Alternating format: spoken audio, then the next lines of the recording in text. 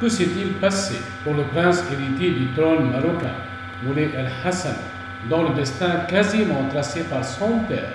le roi Mohamed VI, est si vitement modifié, au point que certains évoquent une désobéissance du fils vis-à-vis du père dont il atteint incessamment qui lui lègue le pouvoir au royaume. Rien n'est moins sûr compte tenu de l'omerta imposée par le palais royal. C'est une question, mais une chose est sûre, Moulay Hassan n'a pas suivi les recommandations de son père, aller étudier à Ben Guerir. Pourtant, toutes les conditions étaient réunies pour permettre au prince héritier d'étudier dans un cadre adéquat. Après l'obtention de son baccalauréat international avec la mention très bien, côté hébergement, en effet, le roi Mohamed VI avait donné des instructions pour qu'un chalet écologique soit aménagé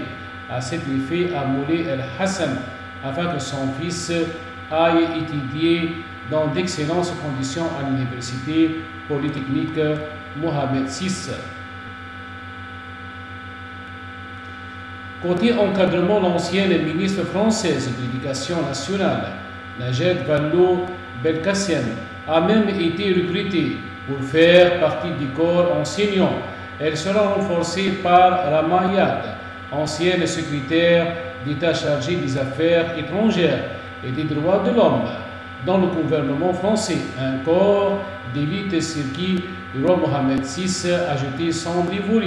et qui était prêt à prendre en charge la formation supérieure des futurs du roi du Maroc, sauf que le prince héritier a fait son choix. Moulay el-Hassan a en effet indiqué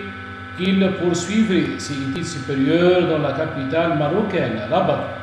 aux côtés de sa mère, la Salma, cette dernière mise à l'étroit depuis son divorce. En 2018, avec le roi Mohamed VI, avait sans doute besoin de soutien moral et sans doute d'une assistance de la part de son fils, qui visiblement a choisi d'être au bon endroit,